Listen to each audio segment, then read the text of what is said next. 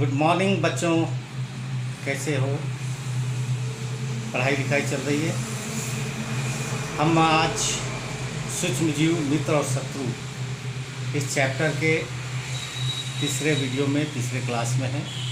अभी तक हम लोग ये जान चुके कि सूक्ष्म जीव क्या है, सूक्ष्म जीव कहाँ पाए जाते हैं, सूक्ष्म जीव का शेप और साइज क्या होता है, सूक्ष्म जीव से क्या क्या लाभ है। और आज हम लोग सूक्ष्म जीव से क्या क्या हानियां हैं इस पर चर्चा करेंगे। इसके अलावा जो और रेस्ट टॉपिक है इस पर चर्चा करेंगे। तो सबसे पहले कि सूक्ष्म जीव से क्या क्या हानियां हैं। चूँकि ये चैप्टर है सूक्ष्म जीव, मित्र और शत्रु, तो हम लोग ये इसके पहले देख चुके हैं कि सूक्ष्म जीव से बहुत सारे लाभ है। सूक्ष्म जीव हमारे लिए उपयोगी है, कि इसका मतलब है कि वो हमारा मित्र है। आज हम लोग ये देखेंगे कि सूक्ष्म जीव शत्रु आखिर कैसे, क्योंकि सूक्ष्म जीव से कई हानियाँ होती है। तो सूक्ष्म जीव से क्या क्या हानियाँ होती है, इस पर हम लोग चर्चा करेंगे। अभी जैसे देख रहे हैं कि लॉकडाउन के कारण स्कूल बंद है और हम लोग ऑनलाइन क्लास के लिए है, तो इसका कारण सूक्ष्म जीव है। कोरोना नाम का वायरस है। तो सूक्ष्म जीव से बहुत सारी बीमारियां होती हैं, केवल मानव में नहीं, पेड़ पौधे में भी, अन्य जंतुओं में भी। तो सूक्ष्म जीव जो है वो बीमारी, सूक्ष्म जीव के कारण बीमारी होती है। और कई बार ऐसा भी होता है कि उन बीमारियों के कारण जान भी चली जाती है। तो सूक्ष्म जीव से क्या क्या हानियां हैं, इस पर हम लोग एक नज़र डालते हैं। आइए यहाँ पे सूक्ष्म जीव से होने वाली हानियाँ। सबसे पहले कुछ सूक्ष्म जीव मानव, जंतुओं और पौधों में रोग उत्पन्न करते हैं, जैसा कि अभी चर्चा किए। कुछ सूक्ष्म जीव भोजन, कपड़े, चमड़े की वस्तुओं को संदूषित करते हैं। जैसे गर्मी के दिन में अभी हम लोग देखते हैं कि दूध को अगर उबाल के कुछ देर तक छोड़ दिया जाए या सुबह बिना उबाले दूध रखा जाए तो वो दूध फट जाता है। दाल या सब्जी बनाने के बाद अगर छोड़ दिया जाए तो वो दाल या सब्जी जो है वो ख़राब हो जाता है। तो ये सभी जो है सूक्ष्म जीव के कारण। कई बार जो है चमड़े के सामान भी जो है वो सूक्ष्म जीव के कारण ख़राब हो जाते हैं, कपड़े भी ख़राब होते हैं। सूक्ष्म जीव से संक्रमण जो है वो काफ़ी तेज़ी से फैलता है और ये दूसरे मनुष्यों और जीवों में रोग पैदा करता है। इसके अलावा जो है कुछ सूक्ष्म जीव कुछ कीट या जंतुओं के माध्यम से संचरित होते हैं और वो मलेरिया और डेंगू जैसे बीमारी उसके कारण होती है। तो इस प्रकार हम लोग ये देखें कि सूक्ष्म जीव से हानियाँ हैं, यानी सूक्ष्म जीव हमारे लिए शत्रु के समान है। अब इसमें कुछ सब टॉपिक है, जैसे एक है रोगाणु या रोग कारक। तो रोगाणु या रोग कारक किसे कहते हैं? तो वैसे सूक्ष्म जीव जिसके कारण रोग होता है, रोग उत्पन्न करने वाले सूक्ष्म जीवों को हम लोग रोगाणु कहते हैं। यहाँ पर देखिए कि रोग, इसका परिभाषा अगर हम देखें तो मनुष्य, जंतुओं और पादपों में रोग उत्पन्न करने वाले सूक्ष्म जीवों को रोगाणु कहा जाता है। और इससे एक और रिलेटेड टॉपिक है रोगवाहक। रोगवाहक की परिभाषा कुछ कीट एवं जंतु रोगकारक सूक्ष्म जीवों के वाहक का काम करते हैं, जिन्हें रोगवाहक कहा जाता है। और इसमें सबसे महत्वपूर्ण है घरेलू मक्खी, मादा एनोफिलीज और एंडीज नाम के जो मच्छर हैं, वो जो है सूक्ष्म जीव को रोग फैलाने वाले सूक्ष्म जीव के वाहक होते हैं। अभी जब रोगवाहक, जिसको कि अंग्रेजी में हम लोग फैक्टर कहते हैं, जैसे एक प्रश्न आता है कि मलेरिया कैसे होता है, तो हम लोग ये जो है जानते हैं, सामान्य सा अगर किसी से प्रश्न किया जाता है कि मलेरिया कैसे होता है, तो लोगों का ये उत्तर होता है कि मच्छर के काटने से। तो एक्चुअली मलेरिया जो है मच्छर के काटने से नहीं होता है। मलेरिया के लिए उत्तरदायी जो है एक तरह का प्रोटोजोआ जो है प्लाज्मोडियम है। तो वो प्लाज्मोडियम कहाँ पाया जाता है? तो वो प्लाज्मोडियम का वेक्टर या रोगवाहक फीमेल एनोफिलीज मच्छर होती है, मादा एनोफिलीज मच्छर। तो यहाँ पर एक चीज़ जानना और ज़रूरी है कि अगर तो ये कैसे प्लाज्मोडियम जो है वो मानव के शरीर में जाता है और मलेरिया होता है। तो इसमें होता है कि वो जो मादा संक्रमित मादा एनोफिलीज मच्छर है, उस संक्रमित मादा एनोफिलीज मच्छर के लार यानी सैलिवा यानी लार में ये प्लाज्मोडियम होता है। और जब संक्रमित मादा एनोफिलीज मच्छर किसी भी स्वस्थ मनुष्य को अगर काटती है तो जब उसका सूर शरीर के अंदर जाता है तो लार के साथ वो प्लाज्मोडियम खून में चला जाता है और जिसके बाद धीरे धीरे वो प्लाज्मोडियम शरीर के अंदर ग्रोथ करता है और फिर मलेरिया होता है। इसी तरह से तो संक्रमित मादा एनोफिलीज मच्छर जो है मलेरिया का वाहक है और मलेरिया जो है प्लाज्मोडियम नाम के प्रोटोजोआ से होता है। ये एक प्रकार का सूक्ष्मजीव है। दूसरा जो है जो एक बीमारी और है डेंगू, जो काफ़ी चर्चित है देश की राजधानी में पिछले कई सालों से इस पर जो है वो कई लोग संक्रमित हुए थे। तो डेंगू जो है वो एडिस मच्छर उसमें जो है उसके रोग कारक का वाहक होते हैं, वेक्टर होते हैं। और हम लोग को एक चीज़ विशेष रूप से ध्यान देना चाहिए, घरेलू मक्खी भी जो है वो कई रोग का वाहक बनती है, क्योंकि गंदे स्थानों पर नली नालों पर घरेलू मक्खी बैठती है और उसके बाद वो वहाँ से उड़ के आके अगर भोजन में बैठ जाती है तो उससे क्या होगा कि भोजन दूषित होगा और खाने से हम बीमार पड़ सकते हैं। इस कारण हमें ये प्रयास करना चाहिए कि अगर बाज़ार में हम लोग जाते हैं, कहीं होटल में जाते हैं, तो वैसे सामान को खाने से परहेज करना चाहिए जो ढका हुआ नहीं हो। क्योंकि अगर ढका नहीं रहेगा तो वैसे स्थिति में कोई कीट या कोई मक्खी जो है घरेलू मक्खी वो आके उसमें गंदे स्थान से आकर उसमें बैठेगी, उसके पैर में जो सूक्ष्मजीव होगा वो खाद्य पदार्थ में जाएगा और अगर हम खाएंगे तो हम बीमार हो सकते हैं। तो इस तरह से कुछ सूक्ष्मजीव का वाहक को एक स्थान से दूसरे स्थान तक ले जाने में कीट और कुछ जंतु जो है वो सहायता करते हैं। इसी तरह से एक और हम लोग रेबीज नाम के बीमारी को अगर हम जानें तो रेबीज जो है एक्चुअली होता क्या है, तो रेबीज बीमारी जो है वो लोग कहते हैं कि पागल कुत्ते काटने से होता है। तो रेबीज एक्चुअली वायरस से होता है, वो विषाणु से होता है। वो जो पागल कुत्ता है वो संक्रमित होता है और वो जब काटता है तो उसके लार में जो रेबीज के लिए उत्तरदायी सूक्ष्मजीव है वो शरीर के अंदर जाता है। इस प्रकार से हमें किसी को रेबीज हो सकता है। अब हमारा जो टॉपिक है वो टॉपिक है संचरणीय रोग और असंचरणीय रोग। संचरणीय रोग सूक्ष्मजीवों द्वारा होने वाले ऐसे रोग जो एक संक्रमित व्यक्ति से स्वस्थ व्यक्ति में फैलता है उसे हम संक्रमित रोग कहते हैं या उस रोग को संक्रमित रोग कहा जाता है। जैसे अभी जो है बहुत चर्चा में है, जिससे पूरा विश्व त्रस्त है, कोरोना, ये एक संक्रमित रोग है। आज के डेट में भारत में लगभग 1,40,000 लोग इससे संक्रमित हो चुके हैं, 4,000 से ज़्यादा लोगों की जान जा चुकी है। विश्व में लगभग हर देश इस संक्रमित बीमारी से जो है वो परेशान है।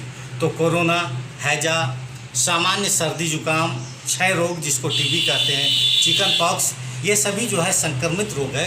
ये छुआछूत से फैलने वाला बीमारी है। यह संक्रमण होता है, ये संक्रमण वायु से, हवा से हो सकता है, ये जल से हो सकता है, भोजन से हो सकता है, या कायिक संपर्क का मतलब एक दूसरे के छूने से हो सकता है।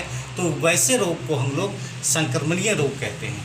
और ठीक इसके विपरीत कुछ रोग ऐसे होते हैं जो कि छुआछूत से नहीं होते हैं। किसी रोगी के पास हम बैठते हैं, उसके साथ रहते हैं, उसके साथ अगर हम खाते हैं तो उससे नहीं होता है। तो वैसे रोग को हम लोग असंचरणीय रोग कहते हैं।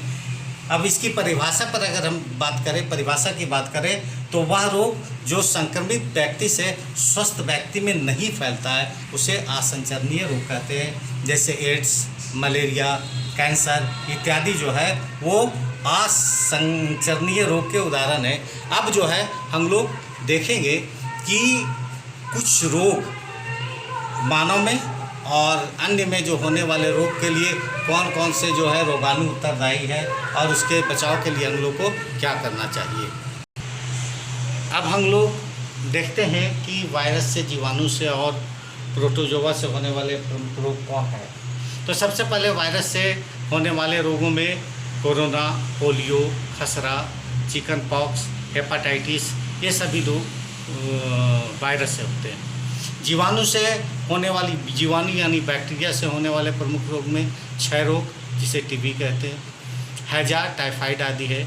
और उसी तरह से प्रोटोजोआ से होने वाले रोग में मलेरिया, ये बताए थे इसमें कि ये प्रोटोजोआ एक्चुअली जो है वो प्लाज्मोडियम होता है और वो मादा एनोफिलीज मच्छर इसका कैरियर बनता है। अब हम लोग चर्चा करेंगे फूड पॉइजनिंग। फूड पॉइजनिंग, जिसको कि हिंदी में खाद्य विषाक्तता कहते हैं। कई बार होता है कि संक्रमित भोजन या संदूषित भोजन, संक्रमित नहीं संदूषित भोजन, संदूषित भोजन अगर हम करते हैं तो भोजन के तुरंत बाद या कुछ देर बाद जो है पेट दर्द होने लगता है या दस्त या उल्टी होने लगता है, तो ये स्थिति जो है वो फूड पॉइजनिंग कहलाती है। तो फूड पॉइजनिंग की परिभाषा हम जान लेते हैं कि खाद्य विषाक्तता या फूड पॉइजनिंग क्या है। तो व्यक्ति द्वारा भोजन करने के तुरंत बाद या कुछ समय बाद हानिकारक प्रभाव जैसे पेट दर्द, दस्त, उल्टी, चक्कर आना आदि दिखाई देता है तो उसे हम लोग खाद्य विषाक्तता कहते हैं। खाद्य विषाक्तता मुख्यतः सूक्ष्म जीवों से संदूषित भोजन के कारण होता है। अब इसके बाद हमारा नेक्स्ट टॉपिक जो है, हमारा नेक्स्ट टॉपिक है वो है खाद्य परिरक्षक। खाद्य परिरक्षक होता क्या है? जैसे होता क्या है कि अगर मान लिया जाए कि हम बाज़ार से रसगुल्ला लाए और गर्मी का दिन है, एक दिन अगर फ्रिज में नहीं रखे तो एक दिन के बाद जो है या शाम तक होते वो ख़राब हो जाता है। लेकिन आजकल हम लोग देखते हैं कि पैक आता है रसगुल्ला जिसमें 15 दिन 20 दिन तक जो है वो ख़राब नहीं होता। तो आखिर ऐसा क्यों? ये इसलिए होता है क्योंकि उसमें प्रिजर्वेटिव्स डाला रहता है। तो उसी प्रिजर्वेटिव्स को जो है हम लोग खाद्य परिरक्षक कहते हैं। तो खाद्य परिरक्षक क्या है? खाद्य परिरक्षक का मतलब है कि वैसा पदार्थ या वैसा केमिकल्स, वैसा रसायन जो कि खाद्य पदार्थों में मिलाया जाता है ताकि हम उस खाद्य पदार्थ या भोज्य पदार्थ को कुछ दिन तक संरक्षित रख सकें। तो संरक्षित खाद्य पदार्थों को या भोज्य पदार्थों को संरक्षित रखने के लिए उस खाद्य पदार्थ या भोज्य पदार्थ में जो केमिकल्स या जो पदार्थ मिलाया जाता है उसे हम लोग फूड प्रिजर्वेटिव्स कहते हैं। जैसे सोडियम बेंजोएट बहुत ही कॉमन प्रिजर्वेटिव है। इसके अलावा जो है घर में भी हम लोग बहुत सारा जो है वो प्रिजर्वेटिव्स का यूज़ करते हैं। जैसे अचार बनाते हैं तो अचार में तेल जो है और नमक, ये सब जो है प्रिजर्वेटिव का काम करता है। तो आइए पहले जो है इसके परिभाषा पर हम लोग नज़र डालते हैं कि फूड प्रिजर्वेटिव है क्या। तो खाद्य परिरक्षक जिस पदार्थ या रसायन का उपयोग खाद्य पदार्थों को संरक्षित करने के लिए किया जाता है उसे हम लोग खाद्य परिरक्षक कहते हैं। और इसमें मुख्य रूप से जो सोडियम बेंजोएट या सोडियम मेटाबाइसल्फाइड ये मुख्य प्रिजर्वेटिव्स है। इसके अलावा घरेलू उपयोग के लिए हम लोग नमक का, खाद्य तेल, चीनी का, सिरका का यूज़ करते हैं। इसके अलावा हम लोग किसी भी खाद्य पदार्थ को, हम लोग कुछ खाद्य पदार्थ को जो है वो संरक्षित करने के लिए उसे बार बार हम गर्म करते हैं या ठंडा करते हैं। हम लोग ये जानते हैं जैसे कि अभी गर्मी का दिन है और इस गर्मी के दिन में दूध को बचा के रखना है तो हम लोग क्या करते हैं, ये दो स्थिति, या तो उसको फ्रीज में रखते हैं वो ठंडा होता है, या तो फिर हम उसको एक रेगुलर इंटरवल में उसको हम गर्म करेंगे, उसको बॉयल करेंगे। तो उससे क्या होगा कि काफ़ी लंबे समय तक वो दूध ठीक रह पाएगा। वही स्थिति सब्जी और दाल के लिए भी हो सकता है। तो हम उस समय ये प्रोसेस भी प्रिजर्वेशन के लिए जो ये प्रोसेस का यूज होता है। तो इस तरह से हम लोग ये जान गए कि खाद्य परिरक्षक यानी फूड प्रिजर्वेटिव्स है क्या। अब हम इसके बाद इसके अगले टॉपिक में आते हैं। अब मेरा टॉपिक पाश्चरीकरण, जिसको कि पाश्चराइजेशन कहते हैं। हम लोग देखते हैं कि डेयरी वाला जो दूध आता है वो एक पैकेट में रहता है और वो पैकेट में जब दूध रहता है तो वो ख़राब नहीं होता। तो एक्चुअली उसमें पैकेट में लिखा रहता है पाश्चराइज्ड मिल्क। तो पाश्चराइजेशन क्या है? पॉस्चराइजेशन जो है वो खाद्य पदार्थों को कुछ संरक्षित करने की एक प्रक्रिया है, और इस प्रक्रिया की खोज लुईस पाश्चर ने किया था, इसीलिए इस प्रक्रिया का नाम पॉस्चराइजेशन है। उसी के नाम, उन्हीं वैज्ञानिक के नाम पर ये रखा गया। इसमें क्या है कि किसी भी भोज्य पदार्थ या खाद्य पदार्थ जिसमें मुख्यतः तरल होता है, तो तरल पदार्थ को इस प्रोसेस से प्रिजर्व किया जाता है कुछ देर के लिए। तो जो तरल पदार्थ है, उस तरल पदार्थ को एक निश्चित समय तक एक निश्चित तापमान पर गर्म किया जाता है, और अचानक उसको जो है वो ठंडा कर दिया जाता है, जिसके कारण क्या है कि उसमें जो सूक्ष्मजीव होते हैं वो सूक्ष्मजीव कुछ समय के लिए निष्क्रिय हो जाते हैं, जिससे भोज्य पदार्थ या खाद्य पदार्थ जो है वो संरक्षित हो जाता है। तो आइए सबसे पहले जो है हम इसके परिभाषा पर जो है वो चर्चा कर लें। पॉस्चराइजेशन वह प्रक्रिया जिसमें भोज्य पदार्थों, मुख्यतः तरल को एक निश्चित तापमान पर एक निश्चित अवधि तक गर्म कर उसे ठंडा किया जाता है। उस प्रक्रिया को पॉस्चराइजेशन कहते हैं। इस प्रक्रिया में भोज्य पदार्थों में मौजूद सूक्ष्मजीव कुछ समय के लिए निष्क्रिय हो जाते हैं और भोजन को संरक्षित रखा जा सकता है। जैसा कि पहले मैंने बताया कि इस प्रक्रिया की खोज लुईस पाश्चर ने की थी। और जब अगर दूध की बात करें, पॉस्चराइज मिल्क की बात करें, तो इसमें क्या है कि मिल्क को 70 डिग्री सेंटीग्रेड पर 15 से 30 सेकंड तक गर्म किया जाता है और अचानक ठंडा कर दिया जाता है। तो उससे क्या होता है कि उसमें जो सूक्ष्मजीव हैं वो सूक्ष्मजीव कुछ समय के लिए निष्क्रिय हो जाते हैं, और इस तरह से वो हम दूध को कुछ देर तक खराब होने से बचा सकते हैं। इस चैप्टर का लास्ट टॉपिक है नाइट्रोजन फिक्सेशन, यानी नाइट्रोजन का स्थिरीकरण। नाइट्रोजन का स्थिरीकरण का मतलब है कि वायुमंडल में जो उपस्थित नाइट्रोजन है वो नाइट्रोजन के यौगिकों में बदलने की प्रक्रिया जो है उसको हम लोग नाइट्रोजन स्थिरीकरण कहते हैं। तो हम देखते हैं कि नाइट्रोजन स्थिरीकरण की परिभाषा क्या है।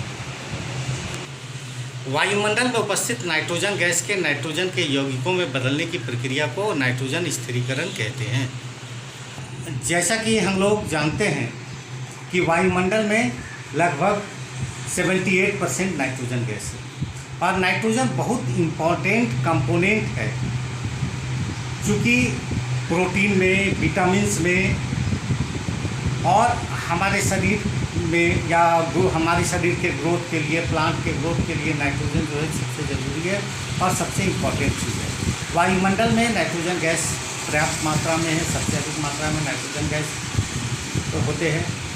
तो नाइट्रोजन का स्थिरीकरण कैसे होता है? तो नाइट्रोजन के स्थिरीकरण में राइजोबियम नाम का बैक्टीरिया बहुत महत्वपूर्ण भूमिका निभाता है। जो ल्यूमिनस परिवार के पौधे हैं, जो फलीदार पौधे हैं, जो दलहन है, उनके रूट में गांठ होता है, उस गांठ में सूक्ष्मजीव होता है। उस सूक्ष्मजीव में ये क्षमता होती है कि वायुमंडल से नाइट्रोजन गैस को एब्जॉर्ब करके वो उसको नाइट्रोजन के यौगिक में बदलते हैं, और उस नाइट्रोजन का यौगिक जो है वो पेड़ पौधे उसका उपयोग पोषक तत्व के रूप में करते हैं। तो इस तरह से एक कंप्लीट साइकिल है जो कि नाइट्रोजन चक्र कहलाता है। तो आज हम लोग के इस क्लास में नाइट्रोजन चक्र पर विशेष रूप से चर्चा नहीं करते हुए केवल नाइट्रोजन स्थिरीकरण पर चर्चा किए कि वायुमंडलीय नाइट्रोजन के यौगिक में बदलने की प्रक्रिया को हम नाइट्रोजन स्थिरीकरण कहते हैं। तो लगभग इस चैप्टर का सभी टॉपिक्स कंप्लीट हो चुका है। आपको ये चैप्टर कैसा लगा? अगर अच्छा लगा तो मेरे वीडियो को ज़रूर लाइक, शेयर और सब्सक्राइब कीजिएगा। धन्यवाद।